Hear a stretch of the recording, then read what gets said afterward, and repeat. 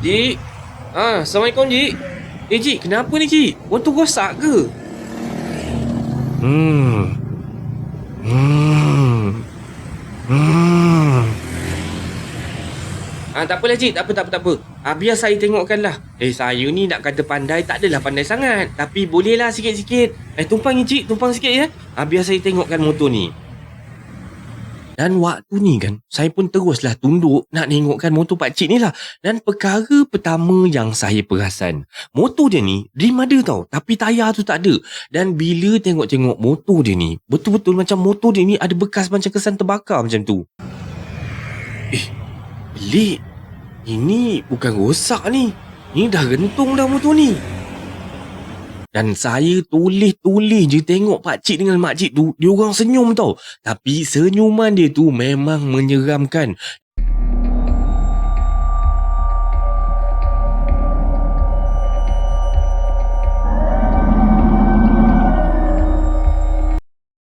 Dan jangan mungut suami kita tidur berdengkur. Syukurlah sekurang-kurangnya dia tidur di sebelah kita dan bukan di sebelah orang lain. Itu jawapan kita malam ni. Abang ni tidur berdengkur lah. Sekurang-kurangnya abang tidur di sebelah kau, bukan tidur di sebelah orang lain. Orang lelaki ni dulu sebelum kahwin, dia tak dengkur. Dia tak pernah dengar pun dia berdengkur. Semenjak kahwin, dia boleh dengar dia berdengkur sendiri. Dia terperanjat. Dia terperanjat sendiri. Nasib baik tak ada orang dengar dia. Dia sendiri dengar. Tak, orang lelaki ni dia kalau berdengkur macam tu. Kadang ada yang berdengkur dia bunyi mengunyah. Apa dia kunyah tu ni? Ada yang bunyi ngasah gigi tu.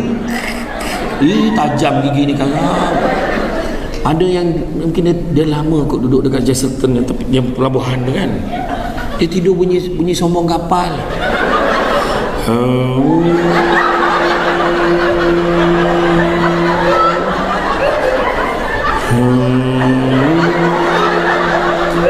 Sampai pagi.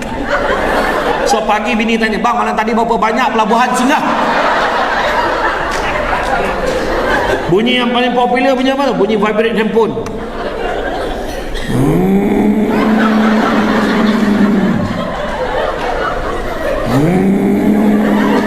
Yang lagi penat pada tu dia ada bunyi sikit ujung tu.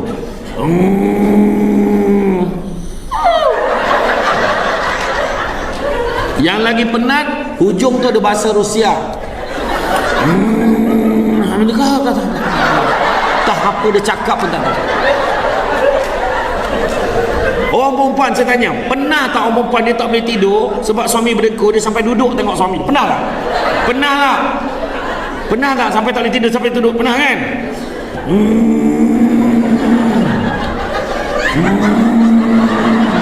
Apalah yang kau tanggung ni, Pak? Dan kadang-kadang dia sampai chorus tu yang bahaya. Dia chorus tu, climax dia dengkur tu, dia macam tercekik sikit. Lepas tu dia senyap tau sampai pagi.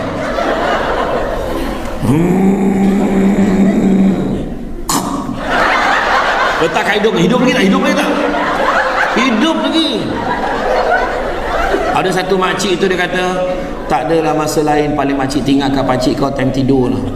Dah tak terdengar bunyi dia lagi, barulah makcik sedar yang pakcik kau dah tak ada. Jadi jangan sampai suami dah tak ada baru kita menyesali. Mulai malam ni kalau suami berdengkur, bagi galakan.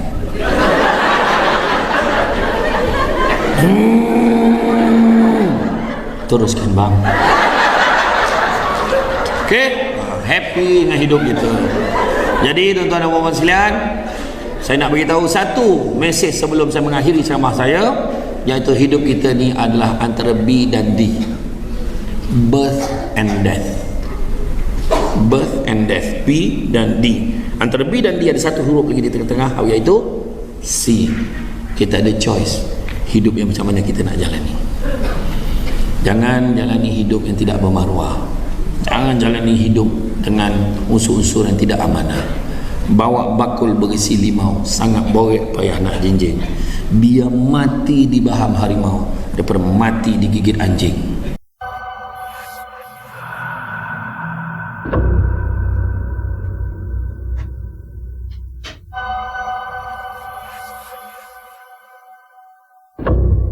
Assalamualaikum warahmatullahi wabarakatuh dan salam sejahtera kepada anda semua. Selamat datang ke channel Kisah Seram Malaysia.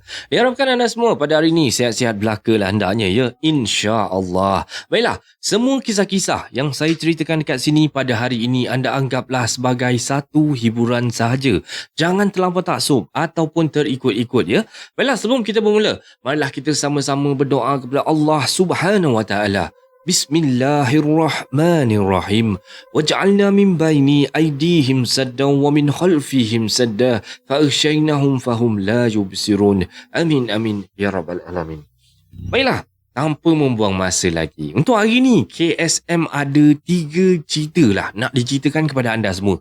Jadinya dengan lafaz Bismillahirrahmanirrahim, hasbunallah wa nikmal wakil, cukuplah Allah sebagai pelindung kami.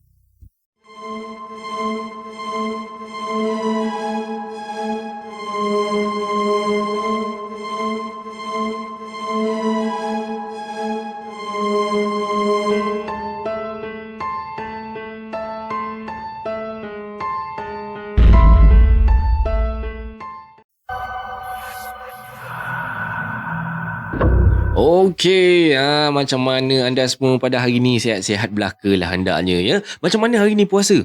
Dapat tak kita menjalankan ibadah puasa hari ni dengan baik? InsyaAllah lah. Moga kita semua, ibadah kita semua ni diterima oleh Allah Subhanahu Wa Taala. Jadinya tanpa membuang masa, marilah kita terus ke video yang pertama pada hari ni dengan tajuk dia Lebuh Raya Gurun Pendang Arah Utara. Jadi kita terus dengan kisah dia. Assalamualaikum warahmatullahi wabarakatuh. Waalaikumsalam warahmatullahi wabarakatuh. Nama saya Mael dan kisah ni bermula bila saya dengan member saya ni nak balik kampung di utara Semenanjung. Dan perjalanan saya ni start daripada Rawang lah, nak balik ke Kuala Nerang. Jarak tu lebih kurang dalam 475 km lah macam tu. Dan saya plan time tu untuk balik kampung naik motor je lah, sebab excited sangat-sangat waktu tu. Tambah pula waktu balik dengan member saya seorang ni nak ride sama-sama lah konon-kononnya waktu tu. Plan awal tu memanglah nak balik naik bas je sebenarnya. Tapi tahun baru Cina kan, kalau naik bas risau pula tiket dah habis. Dan kalau ada tiket pun risau pula jalan tu jam karang bila nak sampai kan. Dan waktu tu jam lebih kurang pukul 11.15 malam lah. Kami pun bertolak daripada Rawang. So waktu tu kita orang pun ride macam biasa je. Santai-santai, relax je. Dan tak ada apa-apa pun yang terjadi. Elok je sampai dekat RNR Tapah tu, hujan pun turun. Nak kata hujan tu turun lebat, tak juga lebat. Nak kata renyai pun tak renyai-renyai jugalah. Tapi kalau berdiri dalam hujan tu, boleh basah lah, confirm lah basah.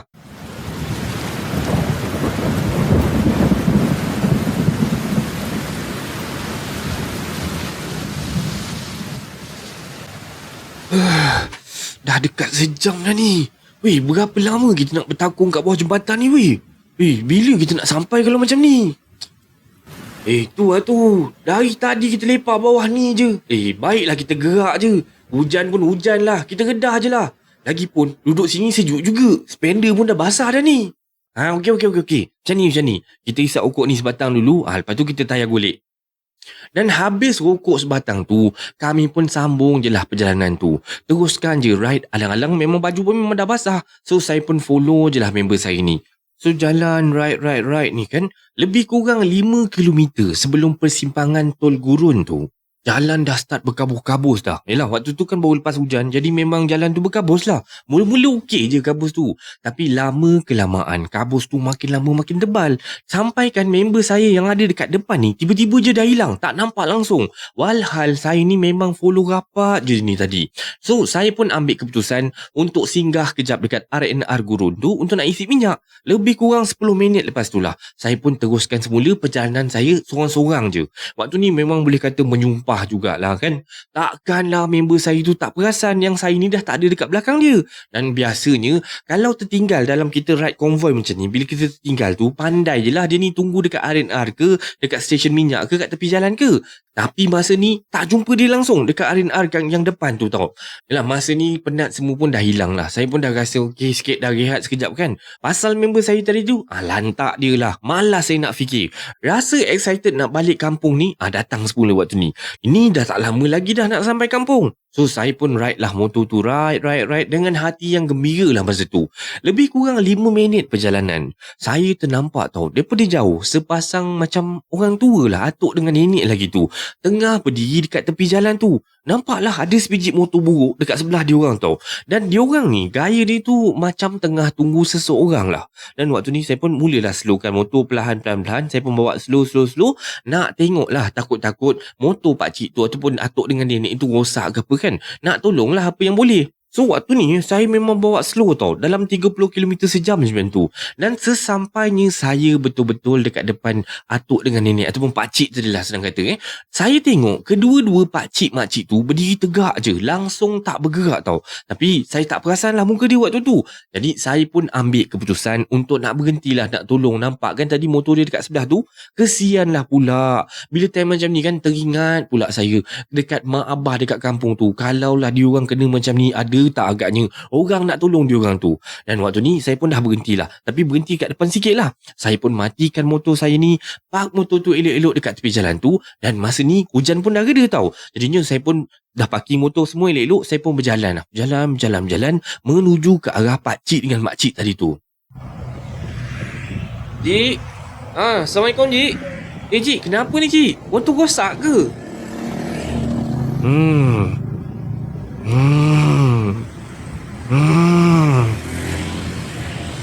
Tak apalah cik, tak apa. Biar saya tengokkan lah. Saya ni nak kata pandai, tak adalah pandai sangat. Tapi bolehlah sikit-sikit. Tumpang ni cik, tumpang sikit ya. Biar saya tengokkan motor ni. Dan waktu ni kan, saya pun teruslah tunduk nak tengokkan motor pakcik ni lah. Dan perkara pertama yang saya perasan, motor dia ni rim ada tau, tapi tayar tu tak ada. Dan bila tengok-tengok motor dia ni, betul-betul macam motor dia ni ada bekas macam kesan terbakar macam tu. Pelik. Ini bukan rosak ni. Ini dah rentung dah motor ni. Dan saya toleh-toleh je tengok pakcik dengan makcik tu, diorang senyum tau. Tapi senyuman dia tu memang menyeramkan. Dan barulah time ni saya perasan yang muka diorang ni hitam legam, macam kesan terbakar macam tu. Dan saya waktu ni nak berdiri balik time tu pun dah rasa macam tak larat. Lutut ni dah rasa macam tak ada dah. Saya ingat lagi tau waktu tu, sampai saya nak berangkat jugalah dekat tepi highway tu. Dan waktu tu segala ayat suci saya dah baca dah. Dan saya sampaikan panjat ni, memanjat nak naik atas motor saya ni. Nasib baiklah motor saya ni start pakai electric starter. Kalau start pakai kaki, mahunya sampai ke sudah tak hidup-hidup motor tu. Dan saya waktu ni dah menangis dah atas motor tu. Dan saya dapat start je, saya terus pecut tinggalkan pasangan tu tadi. Dan bila saya tengok ke belakang, pakcik dengan makcik tu dah hilang. Tak ada pun kat tepi tu, cuma tinggal rangka motor tu. Baru je saya nak rasa lega ni, saya terpandang pula dekat cermin sisi motosikal saya. Anda nak tahu tak apa yang saya nampak? Dekat belakang saya nampak pakcik dengan makcik tu ada duduk kat belakang saya. Tak tahulah nampak tu sebab dah terlalu takut ke, ataupun memang makhluk tu memang nak menumpang ke macam mana. Dan bila dah nampak ni, terus memang menggelatat lah saya cerita tu. Memang terkejut sangat-sangat. Dan sikit je lagi nak langgar divider dekat tepi jalan tu, yang besi tepi tu kan. Lagi sikit je saya nak langgar, nak sebat benda tu. Sebab dah nak terjatuh tu, lagi sikit dah memang dah mengepoh dah waktu. Saya pun teruslah berhenti dekat tepi jalan tu, mengucap panjang saya dah time tu. Dan benda yang menumpang tu pun dah tak ada dah kat belakang waktu ni. 5 minit jugalah saya duduk dekat tepi tu kan. Dah tangan ni menggeletar ni, isap okok ni, tangan dah menggeletar dah. Dan saya teruskanlah perjalanan. Orang kata tawakal je lah, nak buat macam mana, takkan saya nak stay je kat situ. Saya pun teruskan berjalan lagi. Saya start motor, jalan terus. Dan saya ingat semuanya dah selesai, dah tak ada lagi. Dan dah tak kena apa-apa lagi lah. Rupa-rupanya tidak. Bayangkanlah masa ni kan tadi saya cakap ini cuti public holiday tahun baru Cina kan. Sepatutnya jalan tu penuh sesak dengan kenderaan. Tapi Waktu tu, pada malam tu sunyi, sepi, sebiji kenderaan pun tak ada kat situ. Dan saya waktu ni kan, perah motor ni dah makin laju, makin laju. Sambil mulut saya ni terkumat kamit lah. Baca ayat-ayat suci, baca ayat kursi, segala ayat yang saya hafal semua saya baca. So saya jalan. Alhamdulillah, akhirnya saya nampak signboard Pendang tau. Maknanya lagi 5 km lah saya akan jumpa persimpangan Pendang ni. So saya perah lagi, biar konon-kononnya nak cepat sampailah dekat situ. Jalan kan. Apa asal ni? Tak sampai-sampai. Sudah. Rupa-rupanya kan waktu ni saya dah terus berulang dekat tempat pertama kali saya jumpa atuk dengan nenek, makcik dengan pakcik tu tadi. Dan saya sambung juga. Right. Tetap berulang. Tetap dekat tempat yang sama juga. Jalan-jalan kat situ juga. Dan malam tu, waktu tu lah, saya memang rasa memang dah down gila-gila. Bayangkanlah, saya dah ulang-ulang jalan tu sampai minyak motor saya habis. Daripada pukul 3 pagi sampailah ke pukul 5.30 pagi. Dekat tempat yang sama berulang-ulang kali. Entah berapa kali saya lalu kat situ. Kat tempat yang sama tu saya pun tak tahu dah. Akhirnya sampailah motor saya ni mati dekat tengah jalan. Nak buat apa pun dah tak boleh dah. Nak usaha macam mana lagi? Minyak motor pun dah tak ada waktu ni. Dan waktu ni saya dah rasa macam kena sesatkan lah. Rasa dah macam masuk alam lain dah. Senyap sunyi je dekat sini tau. Bunyi cengkerik pun tak ada. Saya pun tarik nafas dalam-dalam dan saya azan dekat situ. Allahu Akbar, Allahu Akbar. Allahu Akbar, Allahu Akbar. Dan saya azan sampai habis waktu tu. Habis je azan, saya dah tak bermaya sangat-sangat. Badan dah pun rasa macam lemah sangat-sangat. Dan saya waktu ni dah tersandar dah dekat tepi divider. Dan saya pun doa lah pada Allah SWT ni. Ya Allah, andainya ini adalah dugaanmu, aku reda ya Allah. Andainya ini adalah gangguan syaitan, bantulah aku ya Allah. Saya pun angkat tangan tu kan, saya raut tangan tu kat muka. Terus saya punya pandangan tu terus macam nampak tau. Saya nampak ada satu cahaya lampu motor. Dia macam malap-malap, kelip-kelip macam tu.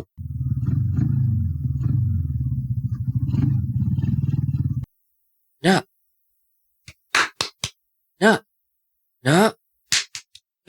Bangun. Kau buat apa kat sini? Nak.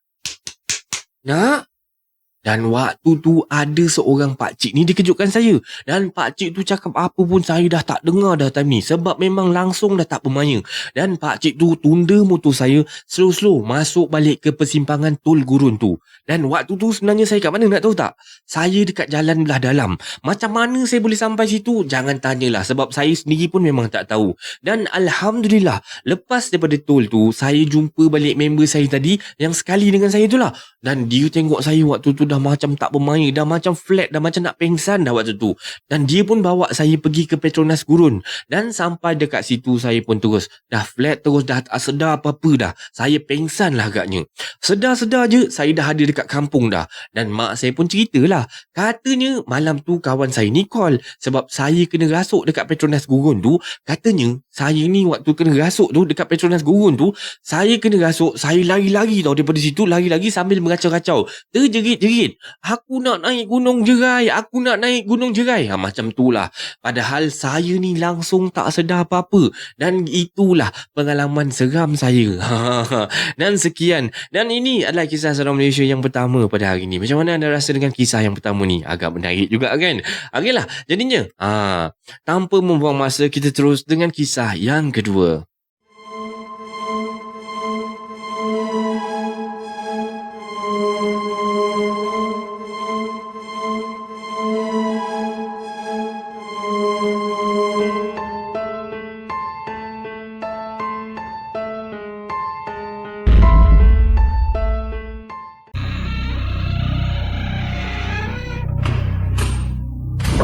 Okey, untuk kisah yang kedua ni, cerita dia pasal seorang pemandu lori. Jadinya, tak nak buang masa banyak-banyak, kita terus dengan kisah yang kedua pada hari ini. Assalamualaikum warahmatullahi wabarakatuh. Nama saya Aziz dan saya ni merupakan seorang pemandu lori. Saya nak kongsikan satu kisah seram yang terjadi kepada kawan saya dan dia ni juga seorang pemandu lori lah. Kebiasaannya, kebanyakan pemandu lori ni akan menggunakan jalan kampung untuk menuju ke destinasi mereka. Bukan kami langsung tak gunakan lebuh raya, tapi ada kawasan tertentu lah yang kami akan gunakan jalan kampung kerana lebih menjimatkan masa. Macam kawan saya ni lah pada hari kejadian seram ni berlaku, dia ni daripada Kelang tau dan mahu menghantar barang ke Penang. So dia pun menggunakan jalan kampung melalui Sabak Bernam, Tanjung Karang, Teluk Intan dan Parit Perak lah tu kan. Sebelum masuk semula ke dalam lebuh raya di Cangkat Jering. Jadi pengalaman seram kawan saya ni berlaku semasa dia melalui jalan Parit Manung tau. Dan masa dia lalu jalan tu lah, waktu pun sudah malam lah. Tapi bukanlah orang kata tengah-tengah malam. Waktu tu dalam pukul 10, pukul 9, 10 macam tu lah. Dan perut kawan saya waktu tu dah rasa lapar. Dan kebetulan, masa dia lalu jalan tu, dia nampak lah ada beberapa gerai makan dekat tepi jalan tu. Jadinya dia pun berhentilah sekejap untuk konon-kononnya nak beli makanan. Dan sebaik sahaja dia turun, dia tengok gerai tu punyalah meriah. Macam-macam makanan ada. Dia letak dah susun baik-baik je dekat atas meja kat situ. Tinggal pilih, tinggal bayar je. Jadinya ada macam-macam lah. Kuih, ada makanan bergoreng. Memang dia kata memang nampak sangat menggiurkan lah. Memang nampak sangat-sangat sedap lah. Dan perut pun, orang kata perut dia pun waktu tu memang dah lapar sangat-sangat. Dah tengok-tengok, dah pilih-pilih apa semua. Jadinya dia pun belilah 2 bungkus mi goreng. Dan dia keluarkan not RM50 dan bayarlah makanan tu. Cik, kira cik berapa ni 2? Sorry cik saya tak ada duit kecil cik. Ni boleh Tuan kedai tu tak cakap sepatah pun. Dia ambil duit dan bagikan balik semula baki sebanyak RM46 tau. Dan kawan saya ni pun teruslah masuk duit baki tadi dalam poket seluar dia dan terus berjalan ke lori. Dekat dalam lori ni, sebelum dia nak meneruskan perjalanan lah, sebab tadi perut pun memang dah lapar, dia pun buka siap-siap, makanlah dulu sebungkus mi goreng tu. Dah habis makan apa semua, dia pun sambunglah perjalanan ke Cangkat Jering untuk nak masuki lebuh raya tu. Dan apabila dia sampai dekat Cangkat Jering, sebelum masuk ke dalam lebuh raya tu, dia singgahlah sekejap dekat sebuah stesen minyak untuk nak buang air kecil dulu. Tapi sebelum nak keluar daripada lori tu, kawan saya ni nak simpan duit baki tadilah, yang baki dia beli mi goreng tadi kan, dia simpan dalam poket dia kan. Okey, jadinya dia pun selupkan tangan dia dalam poket keluar tu nak ambil duit tu lah. Jadinya masa dia masukkan tangan dia dalam kocek tu, dia dah mula rasa pelik dah waktu ni. Apa benda pula dalam poket aku ni? Dalam poket dia waktu tu bukan duit kertas tau. Ada sesuatu yang lain. Jadinya dia pun tariklah benda yang ada dalam poket tu. Dia keluarkan dan alangkah terperanjatnya dia. Sebab apa yang dia pegang sekarang ni adalah 4 keping daun kering. Duit kertas yang dia dapat tadi tu tiba-tiba dah bertukar menjadi daun kering dah. Dan masa tu bulu roma dia memang dah meremang sangat-sangat. Dan dia pun mula dah rasa tak sedap hati dah. Dan dia tengok satu lagi bungkusan mi goreng yang dia beli tadi tu. Masih belum terusik lagi tau. Mi ni belum buka lagi tau. Perlahan-lahan dia pun capai bungkusan mi goreng tu. Dan kemudian dia pun mulalah buka bungkusan mi goreng tu. Sekali lagi kawan saya ni terkejut. Sebab dalam bungkusan tu ada tanah liat yang bercampur dengan cacing dan ulat. Ya Allah waktu tu. Dan kawan saya serta-merta terus jadi lawyer. Sebab dia ni dah makan bungkusan yang pertama tadi. Dah habis lah tu, licin, sapan semua. Dan dia tahu mi yang dia makan tadi tu pastinya lah bukan mi goreng. Dan kawan saya ni teruslah keluar dari lori dan buang bungkusan mi goreng tu. Berlari-lari dia lah ke arah toilet dan muntah semuntah-muntahnya. Habis semua dalam perut dia, semua dia keluarkan. Entah apalah yang agaknya dia makan tadi tu. Nasib baiklah kawan saya ni tak ada apa-apa lepas tu dan mampu juga nak meneruskan perjalanan sampai ke Penang. Walaupun dia tertanya-tanya sendirian, macam manalah mi goreng tu boleh berubah jadi tanah liat bercampur dengan cacing dan ulat. Dan sehari selepas selesai urusan kawan saya ni dekat Penang tu, dia pun lalu semula jalan Parit Manung tu lah.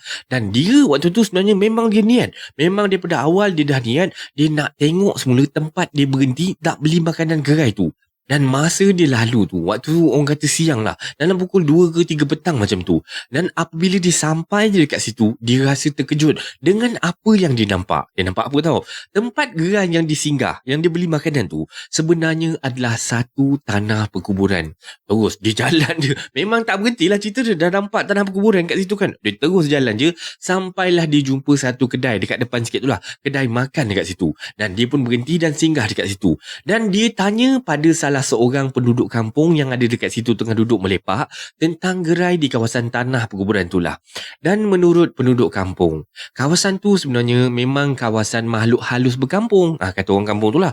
Bukannya awak seorang saja yang pernah terkena. Dah banyak dah orang yang beli makanan dekat gerai tu. Dan bila buka-buka bungkusan makanan yang dibeli tu, tengok-tengok dalamnya ada cacing dengan ulat je. Dan penduduk kampung tu pun berpesan lah, kalau lalu ikut jalan Parit Manong ni, lebih-lebih lagi pada waktu-waktu malam, memang kena hati-hati sikit. Jangan berhenti di sebarangan gerai. Takut-takut nanti tersinggah gerai makan milik makhluk halus. Dan sejak daripada hari tu, bila kawan saya lalu di kawasan tersebut pada waktu-waktu malam, dia memang tak akan terniat, tak akan terlintas, walaupun lapar macam mana, dia memang tak akan berhenti. Dan dia akan jalan terus sampai ke Cangkak Jering. Cukuplah sekali dia makan benda daripada gerai makhluk halus tu. Sumpah, memang tak nak lah lagi. Dan sekian. Dan ini adalah kisah seram Malaysia yang kedua pada malam ni. Macam mana anda rasa dengan kisah yang kedua ni? Semoga anda terhibur ya. Baiklah, kita terus dengan kisah yang ketiga dan terakhir pada malam ni.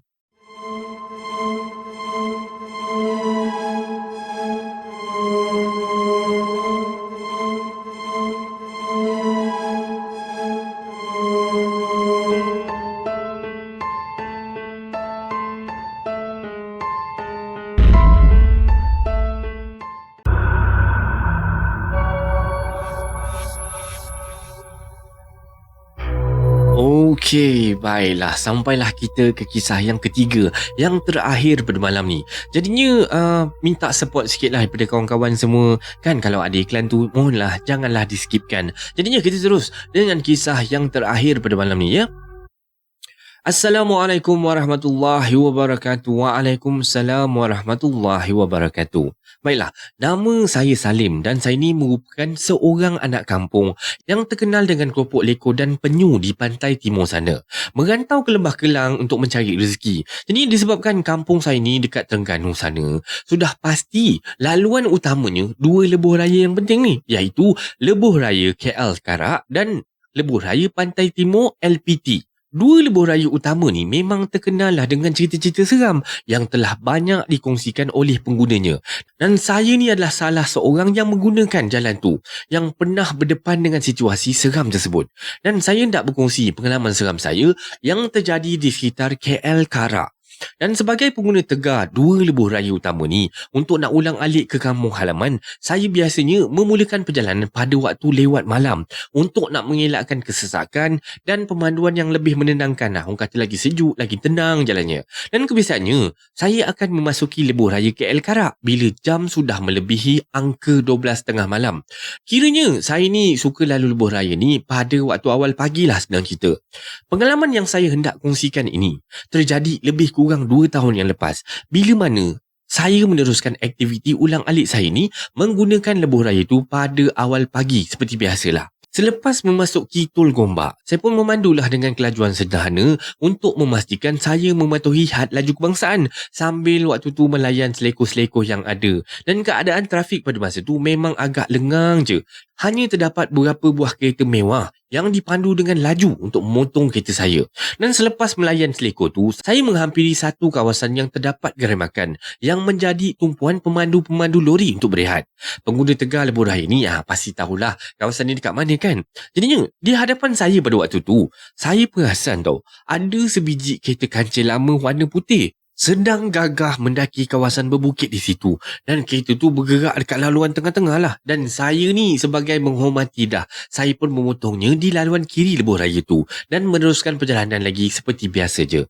Selepas beberapa ketika, saya pun memulakan pendakian Bukit Genting. Dan untuk mengekalkan momentum pendakian tu, saya tidak langsung mengurangkan kelajuan kereta saya. Melepasi saja seekor pertama pendakian tu, saya perasan ada sebuah lagi kereta kancil seperti yang pernah saya potong sebelum ini dan di lorong yang paling sebelah kiri. Dan saya pun waktu ni dah macam rasa pelik sikit lah. Namun saya menganggap ianya kereta kancil lain lah yang kebetulan sama warnanya. Jadinya saya pun memperlahankan sedikit kenderaan saya untuk melihat nombor plet kancil tersebut sebagai langkah berjaga-jaga. Dan terus saya memotongnya sekali lagi. Dan saya waktu ni tak tergerak langsung hati saya waktu tu untuk melihat ke ruangan pemandunya. Dan saya pun meneruskan pendakian dan penurunan dengan jayanya sehinggalah melepasi kawasan Bukit Tinggi. Lepas saja selekor pertama menuruni Bukit Tinggi tu, saya dikejutkan lagi sekali dengan kehadiran kancil putih ni untuk kali ketiga dah ni. Dan saya ni dah mula betul-betul cuak dah waktu ni. Satu cerita seram legenda urban ni berkaitan dengan laluan lebuh raya tersebut terus bermain dia macam flashback dekat dalam kepala saya ni. Adakah Volkswagen kuning tu bertukar menjadi kancil putih? Dan saya tidak terus memotong kancil tu kali ni tau. Dan saya hanya mengikutinya daripada belakang dan untuk nak memastikan, untuk nak melihat nombor plate dia waktu tu. Dan sudah terbukti, memang nombor plate dia memang sama dengan yang saya jumpa sebelum-sebelum ni. Dan saya pun teruslah bertambah cuak dan terus memotongnya. Dan sekali lagi, saya langsung tak menoleh untuk melihat ke arah ruangan pemandunya. Ditambah pula dengan laluan tu agak gelap. Saya cuba menenangkan diri sendiri dengan mengatakan yang saya tersilap melihat nombor plate tersebut dan mengurangkan sedikit kelajuan kereta saya kerana keadaan jalan yang memang berselekoh dan membahayakan. Melepasi selekoh di kawasan susun naik ke Berjaya Resort tu, tiba-tiba kelibat kancil putih tu sekali lagi muncul di hadapan kereta saya. Dan kali ni saya memang cukup yakin itu adalah kereta yang sama yang mempermainkan saya sebelum ni.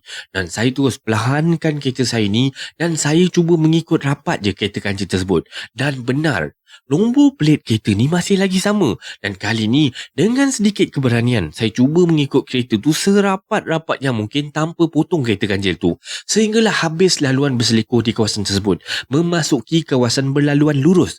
Dan saya pun cubalah memberikan lampu tinggi kepada kancil tersebut dengan harapan dapat melihat ke ruangan pemandunya. Tetapi apa yang saya perasan, semacam tak ada orang pun yang kelihatan kat situ, dekat ruangan pemandu tersebut. Jadinya saya pun mengulangi tindakan untuk memberikan lampu tinggi tu beberapa kali untuk nak memastikan apa yang saya lihat tu betul-betul. Dan ia sememangnya betul.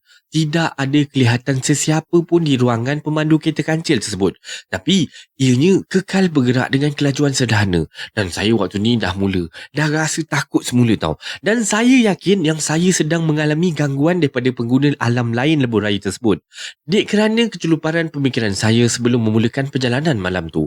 Dan saya bertekad untuk nak memotong kancil tu lagi sekali. Dan saya cuba memerhatikan ke ruangan pemandu semasa sedang memotong tu. Saya meningkatkan kelajuan kereta dan terus memotong kereta kancil tersebut. Ketika beriringan dengan kancil tersebut, saya cuba sekali lagi untuk melihat ke ruangan pemandu kereta kancil tu. Dan dalam kesuraman malam tu, saya dapat lihat dengan jelas. Apa yang saya dapat lihat memang membuatkan semua bulu roma saya ni berdiri dengan tegak. Jantung saya terus dup-dap berdegup dengan kencang dan ketakutan yang amat sangat memenuhi perasaan.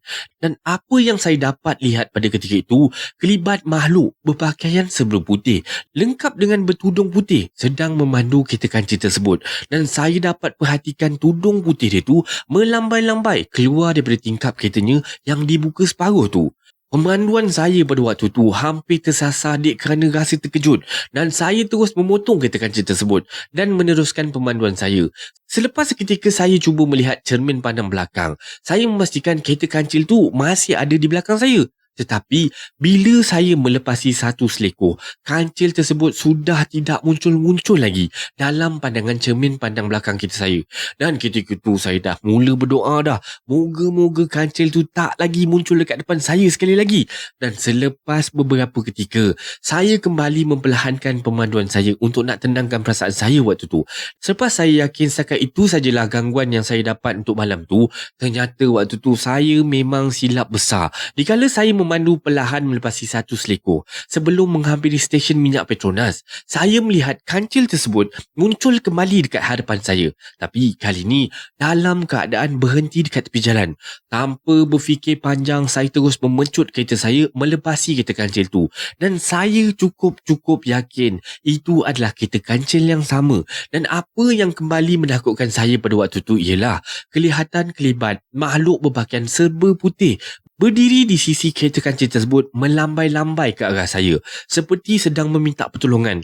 Dan keadaan ketika itu sememangnya membuatkan saya tidak akan sekali-kali berhenti. Melihat stesen minyak Petronas sudah berada dekat depan tu, saya pun mengambil keputusan untuk berhenti dekat situ. Dan orang kata kali ni memang betul-betul nak tenangkan dirilah niatnya. Dan saya waktu ni memang sudah tak ada langsung keberanian untuk nak meneruskan perjalanan kerana takut kancil tersebut dan pemandunya itu berterus terus-terusan mengganggu saya. Dan setelah berjaya bertenang, saya terfikir kejadian yang saya lalui ketika itu sememangnya lah agak pelik. Dan saya perasan setiap kali saya berhadapan dengan kancil misteri tersebut, memang tak ada kenderaan lain yang melalui laluan tersebut sehinggalah saya memotongnya, dan bila ia hilang daripada pandangan, barulah ada kenderaan lain yang lalu dan memotong kereta saya. Dan saya cuba melelapkan mata seketika untuk mengumpul keberanian sebelum meneruskan perjalanan. Alhamdulillah, setelah berjaya lena seketika, saya pun meneruskan perjalanan dengan jayanya tanpa ada apa-apa lagi gangguan daripada kereta kancil putih tersebut. Dan kejadian itu kekal meninggalkan tanda tanya pada diri saya sehinggalah sekarang ni.